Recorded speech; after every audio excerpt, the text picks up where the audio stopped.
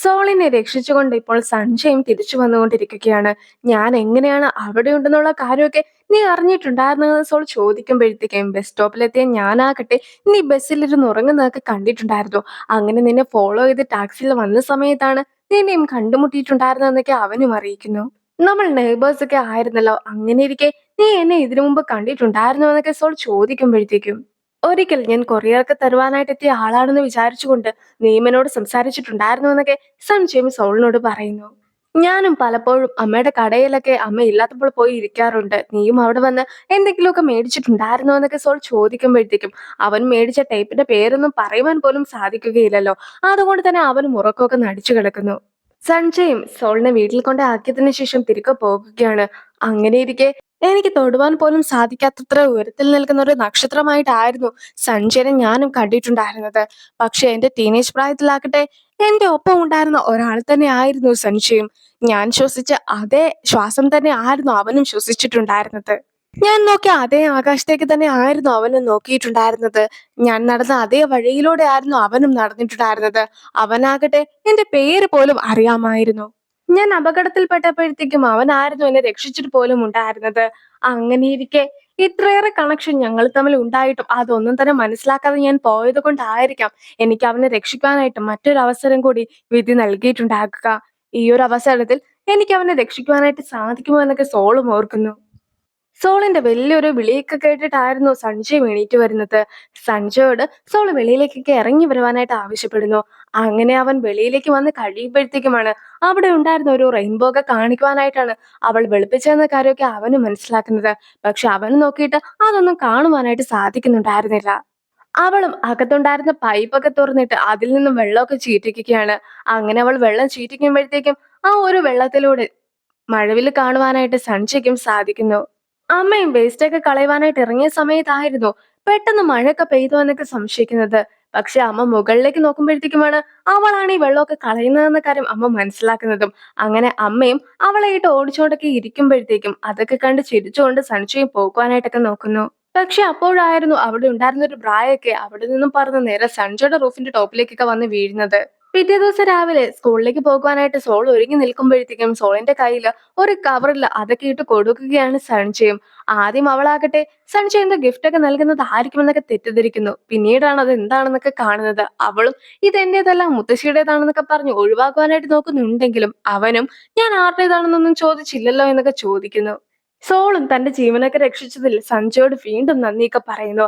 അങ്ങനെ ഇരിക്കെ സോൾ മറ്റൊരു കാര്യം കൂടി സഞ്ജയോട് പറയുകയാണ്.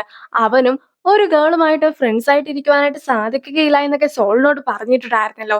എങ്കിൽ പോലും അവന്റെ ഒരു ആർട്ടിക്കിളൊക്കെ കുറെ കാലം കഴിഞ്ഞപ്പോഴത്തേക്കും വായിച്ച സമയത്താകട്ടെ ആ ഒരു ആർട്ടിക്കിളിലും കുറെ അധികം ഗേൾസ് ഫ്രണ്ട്സ് ആയിട്ടുണ്ടെന്നൊക്കെ അവൻ പറഞ്ഞിട്ടുമുണ്ടായിരുന്നു. അപ്പോൾ അതൊന്നും ഫ്രണ്ട്സ് ആയിരുന്നില്ല അല്ലെ, അവരെല്ലാവരും നിന്റെ ഗേൾ ഫ്രണ്ട്സ് ആയിരിക്കുമെന്നൊക്കെ അവളും സംശയിക്കുകയാണ്. സോളും അവനോട് ഇപ്പോൾ ചെയ്ത ഉപകാരത്തിന് പ്രത്യുപകാരമൊക്കെ ചെയ്യുന്നതായിരിക്കുമെന്ന് പറഞ്ഞ് നടന്നു വരുന്ന സമയത്തായിരുന്നു അതുവഴി ഒരു സ്കൂട്ടറൊക്കെ വരുന്നത്. ആ സ്കൂട്ടറിൽ നിന്നും വെള്ളമൊന്നും വീഴാതെ ഇരിക്കുവാനായിട്ട് സഞ്ജയനെ രക്ഷിക്കുന്നതും സോൾ തന്നെയാണ്. അതുകൊണ്ട് തന്നെ സഞ്ജയോട് മറ്റൊരു കാര്യം കൂടി ചെയ്യുവാനായിട്ട് സോൾ ആവശ്യപ്പെടുന്നു. ഇപ്പോൾ ഒരു സാധനമൊക്കെ സഞ്ജയുടെ അടുത്ത് അവൾ കൊടുത്തിരിക്കുകയാണ്. അതായത് അതിന്റെ അകത്തെ ചിലപ്പോഴാകട്ടെ കഥകളോ ഗോൾഡോ ജ്വല്ലറിയോ അങ്ങനെ എന്തെങ്കിലുമൊക്കെ ഇട്ടിട്ട് സാധാരണ ആൾക്കാർ ഗ്രൗണ്ടിന്റെ അടിയിൽ കുഴിച്ചിടും. പിന്നീട് ഏതെങ്കിലും ഒരു സമയം വരുമ്പോഴത്തേക്കും അത് തുറന്നു നോക്കും. അപ്പോഴാകട്ടെ അതൊക്കെ കണ്ട് ആകെ സർപ്രൈസ്ഡ് ആകും. അതുപോലെ തന്നെ ഇപ്പോഴും അതിന്റെ അകത്ത് കുറച്ച് സാധനങ്ങളൊക്കെ വെച്ചിട്ടുണ്ടെന്നാണ് സോളും സഞ്ജയോട് പറയുന്നത്. അതിന്റെ പേരാണ് ടൈം ക്യാപ്സൂൾ. ഇപ്പോഴാകട്ടെ അവിടെ ഉണ്ടായിരുന്ന ഒരു മരത്തിന്റെ ഒക്കെ ചോട്ടിലായിട്ട് അവളും അതൊക്കെ കുഴിച്ചു വെക്കുന്നു. 2023 ജനുവരി 1 ഹാങ്കാങ് ബ്രിഡ്ജിന്റെ മുകളിലായിട്ട് കണ്ടുമുട്ടാം. അങ്ങനെ കണ്ടുമുട്ടി അവിടെ നിന്നും ഒന്നിച്ചു പുറപ്പെട്ട് ഈ ഒരു സ്ഥലത്തേക്ക് എത്തിയിട്ട് നമുക്കും ഇതെന്താണ് എന്നൊക്കെ തുറന്നു നോക്കാമെന്നാണ് സോളും അവനോട് പറയുന്നത്. അതെന്തുകൊണ്ടാണ് അന്നത്തെ ദിവസമൊക്കെ അവൾ തിരഞ്ഞെടുത്തതെന്നൊക്കെ അവൻ ചോദിക്കുന്നുണ്ടെങ്കിലും അവൻ മരിച്ച ദിവസമായിരുന്നു അന്നേ എന്നൊക്കെ അവളും ഓർക്കുകയാണ്. അന്നത്തെ ദിവസം അവൻ ഇതൊക്കെ തുറന്നു നോക്കിയതിനു ശേഷം പിന്നീട് ജീവിച്ചിരിക്കുമെന്ന ഒരു പ്രതീക്ഷയിലേക്കാണ് അവളും ഉള്ളത്. അപ്പോൾ അതുവരെ നമ്മൾ തമ്മിൽ ഒരു കോണ്ടാക്റ്റും കാണുകയില്ലേ എന്നൊക്കെ സോളിന്റെ അടുത്തും അവൻ ചോദിക്കുന്നുണ്ട്. ഫ്യൂച്ചറിനെ കുറിച്ച് നമുക്ക് പറയുവാനായിട്ട് സാധിക്കുകയില്ലല്ലോ. അതുകൊണ്ട് തന്നെ ഒരു സ്കൂൾ റീയൂണിയൻ ഒക്കെ വരുന്നതെന്ന് വിചാരിച്ചുകൊണ്ട് ഈ ഒരു പഴയ ഫ്രണ്ടിനെ കാണുവാനായിട്ട് നീയും തിരികെ എത്തണമെന്നൊക്കെ സോളും അവനോട് പറയുകയാണ്.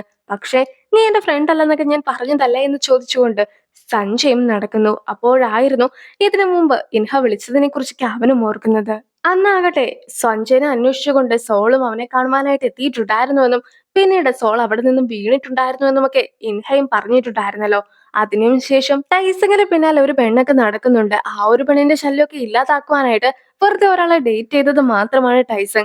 അല്ലാതെ ടൈസങ്ങിന് സോളിനെ ഇഷ്ടമില്ല എന്ന് കൂടി ഇൻഹയും അവനോട് പറഞ്ഞിട്ടുണ്ടായിരുന്നു. ഇപ്പോൾ സഞ്ജയും ആ ഒരു കാര്യങ്ങളൊക്കെ സോളിനോട് പറയുവാനായിട്ട് നോക്കുന്നുണ്ടെങ്കിലും പക്ഷെ ടൈസങ്ങിനെ സോൾ സ്നേഹിക്കുന്നുണ്ടെന്നൊക്കെ വിചാരിക്കുന്ന സഞ്ജയും അവളോട് എന്ത് പറഞ്ഞിട്ട് കാര്യമില്ല എന്നൊക്കെ മനസ്സിലാക്കുന്നു. മാത്രമല്ല നിന്റെ കണ്ണൊക്കെ എന്തിനാണ് ഉള്ളതെന്നൊക്കെ സോളിന്റെ അടുത്ത് സഞ്ജയ് ചോദിക്കുന്നുണ്ടെങ്കിലും അവളും അവളുടെ കണ്ണൊക്കെ ചൂണ്ടിക്കാണിച്ചുകൊണ്ട് നിൽക്കുകയാണ്. സോളിന്റെ സ്കൂളിലും പെട്ടെന്നൊരു ഇൻസ്പെക്ഷൻ ഒക്കെ വെക്കുകയാണ്. അവളും ടൈ ഇടുവാനായിട്ട് മറന്നു പോയിട്ടുണ്ടായിരുന്നു. സഞ്ജയും ഇപ്പോൾ അവന്റെ ടൈ ഒക്കെ അവൾക്കും ഇട്ടുകൊടുക്കുന്നു. അവന് സ്പോർട്സിലൊക്കെ ഉള്ള ഒരാളാണല്ലോ. അങ്ങനെ ഇരിക്കെ അവനോട് ടൈ ഒന്നും ചോദിക്കുകയില്ല എന്ന വിശ്വാസം അവനും ഉണ്ടായിരുന്നു. ഈ ഒരു കാഴ്ചയൊക്കെ ടൈസങ്ങും കണ്ടിട്ടുണ്ടായിരുന്നു. പിന്നെ സഞ്ജയ് ഇപ്പോൾ സ്പോർട്സിലൊന്നും ഇല്ലാത്ത ആളാണല്ലോ. അങ്ങനെ ഇരിക്കെ കറക്റ്റ് ആയിട്ടൊക്കെ യൂണിഫോം ഇടണമെന്ന് പറഞ്ഞുകൊണ്ട് ടീച്ചറും അവന് വഴക്കൊക്കെ പറയുന്നു. ടൈസൺ പിന്നെ പണ്ടേ കൃത്യമായി യൂണിഫോം ഇടാത്ത ഒരാളാണ്. എങ്കിൽ പോലും ഇത്തവണ സഞ്ജയ്ക്ക് ഉള്ളത് കൊണ്ട് തന്നെ അവനും ടീച്ചറിന്റെ അടുത്ത് കീഴടങ്ങുന്നു. അവൻ ഒറ്റയ്ക്കായിരുന്നില്ല, അവന്റെ ഫ്രണ്ടിനെയും കൂടി കൂട്ടിയിട്ടാണ് ടീച്ചറിന്റെ അടുത്തുനിന്ന് ശിക്ഷയൊക്കെ വാങ്ങിക്കുന്നത്. ടൈസണും സഞ്ജയോട് സംസാരിക്കുകയാണ്. എന്റെ ഗേൾഫ്രണ്ടിന് വേണ്ടിയല്ലേ നീയും ഈ ഒരു ശിക്ഷയൊക്കെ ഏറ്റുവാങ്ങിയിട്ടുണ്ടായിരുന്നത്? അങ്ങനെ ശിക്ഷ ഏറ്റുവാങ്ങുവാൻ മാത്രം നിങ്ങൾ തമ്മിൽ എന്ത് ബന്ധമാണ് ഉള്ളതെന്നൊക്കെയാണ് ടൈസൺ ചോദിക്കുന്നത്. അതേസമയം സഞ്ജയ് ആകട്ടെ നമ്മൾ ഫ്രണ്ട്സ് ഒന്നും അല്ലല്ലോ എന്നൊക്കെ പറഞ്ഞു ഓടുന്നു. ഈ ഒരു സമയത്ത് നീ നല്ലൊരു സ്വിമ്മർ ഒക്കെയാണ്, പക്ഷേ നിനക്കറിയാമോ കടലിലെ ആമകൾക്ക് കടലിലൂടെ വേഗം നീന്തുവാനായിട്ടൊക്കെ സാധിക്കുമെങ്കിലും കരയിലെത്തുമ്പോഴത്തേക്ക് വളരെ സ്ലോ ആയി പോകും. അതുകൊണ്ട് തന്നെ നിനക്ക് എന്റെ മുമ്പിൽ പിടിച്ചു നിൽക്കുവാനായിട്ട് സാധിക്കുകയില്ല എന്നൊക്കെ പറഞ്ഞ് ടൈസൺ ഓടുന്നുണ്ടെങ്കിലും ടൈസങ്ങിനെ കടത്തി വെട്ടിക്കൊണ്ടായിരുന്നു സഞ്ജയും ഓടുന്നത്. അങ്ങനെ ഇരിക്കെ അവർ തമ്മിൽ ഒരു മത്സരം തന്നെ ഓട്ടത്തിൽ വെക്കുകയാണ്. ടൈസങ്ങ് വളരെ പിന്നിലായി പോകുമ്പോഴത്തേക്കും നീയും പുകവലിയൊക്കെ നിർത്തുവാനായിട്ടായിരുന്നു സഞ്ജയും പറയുന്നത്. ഇപ്പോൾ മുഖമൊക്കെ കഴുകിയതിനു ശേഷം ടൈസൺ സഞ്ജയുടെ അടുത്തേക്ക് കൂടുതൽ വെള്ളം തെറിപ്പിക്കുവാനൊക്കെ ആയിരുന്നു ശ്രമിക്കുന്നത്. മാത്രമല്ല ടൈസൺ ആദ്യം സഞ്ജയുടെ ബാഗ് കൊടുക്കുവാൻ പോലും തയ്യാറാക്കുന്നില്ല. അങ്ങനെ ടൈസങ്ങിനെ സഞ്ജയുടെ അടുത്ത് ആകെ ദേഷ്യത്തിലേക്കുള്ള ഒരു നോട്ടവുമായിട്ട് നിൽക്കുമ്പോഴത്തേക്കും അവിടെ എത്തുന്ന ടൈസങ്ങിന്റെ ഫ്രണ്ട് ആകട്ടെ അപ്പോൾ നിനക്ക് സോളിന്റെ അടുത്ത് ശരിക്കുമുള്ള പ്രേമമായിരുന്നു ഉണ്ടായിരുന്നതെന്നൊക്കെ അവനോടും ചോദിക്കുന്നു. ടൈസൺ ഒന്നും അറിയത്തില്ലാത്തതുപോലെയൊക്കെ നിൽക്കുന്നുണ്ടെങ്കിൽ പോലും സാധാരണഗതിയിൽ നമ്മൾ ഒന്നിച്ച് ഗേൾസിനെയൊക്കെ കാണുവാനായിട്ട് പോകുന്നതാണ്. പക്ഷെ ഇപ്പോൾ ആകട്ടെ നീ അതിനൊന്നും കൂട്ടാക്കുന്നില്ല. മാത്രല്ല നീ പുകവലിയും നിർത്തി എല്ലാ ദിവസവും സ്കൂളിലും വരുന്നുണ്ട്. മൊത്തത്തിൽ നീ ആകെ മാറിയിരിക്കുകയാണെന്നൊക്കെ ഫ്രണ്ടും അറിയിക്കുന്നു. എങ്കിൽ പോലും ടൈസങ്ങും അതൊന്നും തന്നെ കാര്യമാക്കാതെയൊക്കെ നിൽക്കുന്നു. അച്ഛനും ഇപ്പോൾ സ്വിമ്മിങ്ങിന്റെ ഒരു കോമ്പറ്റീഷനൊക്കെ കണ്ടുകൊണ്ടിരിക്കുകയാണ്. ഈ ഒരു കോമ്പറ്റീഷനിലായിരുന്നു നേരത്തെ സഞ്ജയ് പങ്കെടുക്കേണ്ടിയിരുന്നത്. പക്ഷെ ഇപ്പോൾ അവന് പങ്കെടുക്കുവാൻ സാധിക്കാത്തത് കൊണ്ട് തന്നെ അവൻ വരുന്ന സമയമാകുമ്പോഴത്തേക്കും അച്ഛനും പെട്ടെന്ന് തന്നെ ടി ഒക്കെ ഓഫ് ചെയ്യുന്നു. പക്ഷെ മൊത്തത്തിലൊരു സംശയമൊക്കെ തോന്നുന്ന സഞ്ജയും അച്ഛനോട് കൂടുതലായിട്ടൊക്കെ ചോദിക്കുമ്പോഴത്തേക്കും ടി കേടായി പോയെന്നായിരുന്നു അച്ഛനും പറയുന്നത്. ഇപ്പോൾ സോളിന്റെ വീട്ടിലും ടി ഒക്കെ വെച്ചിരിക്കുകയാണ്. അവരും ഈ ഒരു മത്സരവുമായി ബന്ധപ്പെട്ട കാര്യങ്ങളാണ് സംസാരിക്കുന്നത്. നമ്മൾ ശ്രദ്ധിക്കാതെ പോയ ഒരു കാര്യം കൂടി ഉണ്ടായിരുന്നു. അതായത് സഞ്ജയുടെ സ്കൂളിൽ ഒന്നിച്ച് പഠിക്കുന്ന സഞ്ജയ് തോൽപ്പിച്ചിട്ടുണ്ടായിരുന്ന ആള് ഹ്യുൻഗു ആണ്. ആ ഒരു പേരായിരുന്നു ഞാൻ ഇതിനു മുമ്പ് മുഴുവൻ തന്നെ പറഞ്ഞിട്ടുണ്ടായിരുന്നത്. അതേസമയം നമ്മൾ ഫസ്റ്റ് എപ്പിസോഡിൽ സോള് സഞ്ജയനെ കണ്ടുമുട്ടുന്ന സമയത്ത് സഞ്ജയ് ഒരാളെ തോൽപ്പിച്ചിട്ടുണ്ടായിരുന്നല്ലോ. ആ ഒരു വ്യക്തി ആയിരുന്നു പാർക്ക് ടൈഹ്വാൻ.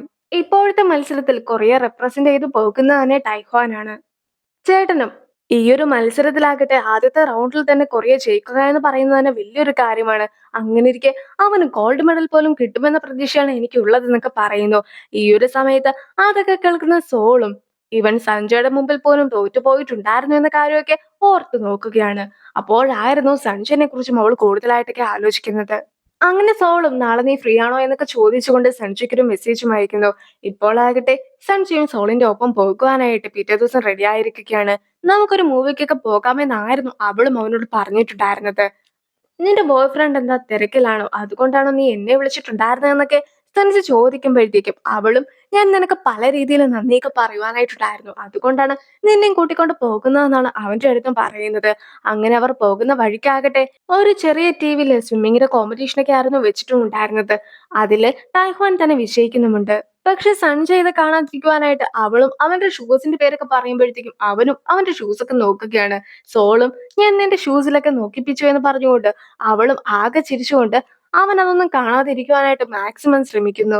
ഇനി ബസ് സ്റ്റോപ്പിലൊക്കെ നിൽക്കുന്ന സമയത്താകട്ടെ അവിടെ ഉണ്ടായിരുന്ന വലിയൊരു സ്ക്രീനിലും ഈ ഒരു കോമ്പറ്റീഷനൊക്കെ ആയിരുന്നു കാണിച്ചിട്ടുണ്ടായിരുന്നത്. പക്ഷേ അവനത് കാണാതിരിക്കുവാനായിട്ട് അവളും അവന്റെ തലയൊക്കെ ചെരിച്ചു വെക്കുകയാണ്. അതിനുശേഷം എന്തെങ്കിലുമൊക്കെ പറയണല്ലോ. അതുകൊണ്ട് തന്നെ ഞാൻ എന്റെ കണ്ണൊക്കെ കറക്കുന്നത് നീ കണ്ടിട്ടുണ്ടോ എന്ന് ചോദിച്ചുകൊണ്ട് അവളും അവളുടെ കണ്ണിലെ കൃഷ്ണമണിയൊക്കെ കറക്കി കറക്കി കാണിക്കുന്നു. ഇനി അവർ ഒന്നിച്ച് ബസ്സിലിരിക്കുന്ന സമയത്താകട്ടെ ബസ്സിലും ഒരു റേഡിയോ ചാനലൊക്കെ ആയിരുന്നു വെച്ചിട്ടുണ്ടായിരുന്നത്. അതിലും ഇന്ന് ഡേറ്റ് ചെയ്യുവാൻ പറ്റിയൊരു ദിവസമാണെന്നൊക്കെ പറഞ്ഞുകൊണ്ടിരിക്കുന്ന സമയത്ത് ഡ്രൈവറും പെട്ടെന്ന് തന്നെ മറ്റൊരു റേഡിയോ സ്റ്റേഷനൊക്കെ വെക്കുന്നു. അതിലും ബെയ്ജിങ്ങിൽ നടക്കുന്ന ഒളിമ്പിക്സിന്റെ കാര്യമൊക്കെ പറയുന്നത് കേൾക്കുമ്പോൾ തന്നെ ടൈഹ്വാൻ ജയിച്ചു എന്ന കാര്യമൊന്നും അവൻ അറിയാതെ ഇരിക്കുവാനായിട്ട് സോളം പെട്ടെന്ന് തന്നെ കയ്യിലുണ്ടായിരുന്ന ഹെഡ്ഫോണൊക്കെ എടുത്ത് അവന്റെ ചെവിയിൽ വെച്ചു കൊടുക്കുകയാണ്. ഇപ്പോൾ അവർ ഒന്നിച്ച് തിയേറ്ററിനകത്തൊക്കെ ഇരിക്കുന്നു. സോളിനോട് എന്തുകൊണ്ടായിരുന്നു രാത്രി തന്നെ സിനിമയ്ക്കൊക്കെയാണ് നമ്മൾ പോകുന്നതെന്ന കാര്യം നീ പറയാതിരുന്നതെന്നൊക്കെ അവൻ ചോദിക്കുമ്പോഴത്തേക്കും അവളും സിനിമയ്ക്കാണ് പോകുന്നതെന്ന് പറയുകയാണെങ്കിൽ ഒരുപക്ഷെ നീ വന്നില്ലെങ്കിലോ എന്നായിരുന്നു ഞാൻ കരുതിയിട്ടുണ്ടായിരുന്നതെന്നൊക്കെ പറയുന്നു. പക്ഷെ അവനും സിനിമയ്ക്ക് ഒരുപാട് ഇഷ്ടമാണെന്ന് പറഞ്ഞ് അവരും സിനിമയൊക്കെ തുടങ്ങുവാനായിട്ട് കാത്തിരിക്കുകയാണ്. പക്ഷെ അപ്പോഴാകട്ടെ തിയേറ്ററിൽ നിന്നും ഒരു അലാമൊക്കെ മുഴങ്ങുന്നു. അതുകൊണ്ട് തന്നെ എല്ലാവരും പെട്ടെന്ന് തന്നെ തിയേറ്ററിൽ നിന്നും ഇറങ്ങി ഓടുകയൊക്കെയാണ്. അങ്ങനെ അവർ വെളിയിൽ നിൽക്കുന്ന സമയത്തായിരുന്നു എന്തോ ഒരു തകരാറ് കാരണമായിരുന്നു ഫയറിന്റെ അലാമൊക്കെ മുഴുങ്ങിയിട്ടുണ്ടായിരുന്നെന്ന ഒരു അനൗൺസ്മെന്റ് ഒക്കെ കേൾക്കുന്നത്. എന്നാൽ തിരിച്ച് തിയേറ്ററിൽ പോകാമെന്നൊക്കെ ഓർത്തുകൊണ്ട് സോൾ നിൽക്കുമ്പോഴത്തേക്കും സഞ്ജയും അവിടെ ഉണ്ടായിരുന്ന ചാനലൊക്കെ കാണുകയാണ്. അതായത് ആ ഒരു ഒളിമ്പിക്സിലെ സ്വിമ്മിങ്ങിന്റെ കോമ്പറ്റീഷനൊക്കെ കാണുകയാണ്. സഞ്ജയ് ഒരുപാട് വിഷമിക്കുമെന്നൊക്കെ ആയിരുന്നു സോൾ വിചാരിച്ചിട്ടുണ്ടായിരുന്നതെങ്കിൽ പോലും ഇപ്പോളാകട്ടെ ടൈക്വാൻ വിജയിച്ചു എന്നൊക്കെ അറിയുമ്പോഴത്തേക്കും ഏറ്റവും കൂടുതൽ സന്തോഷിക്കുന്നതും സഞ്ജയ് തന്നെ ആയിരുന്നു. നിനക്കും അച്ഛനുമൊക്കെ എന്താണ് പറ്റിയത്? അവന് ജയിച്ചു എന്ന് വിചാരിച്ച് അസൂയൊക്കെ തോന്നി ഞാൻ കരയുമെന്നാണോ നിങ്ങൾ വിചാരിച്ചത്? ഞാൻ ഒരിക്കലും അങ്ങനെയല്ല.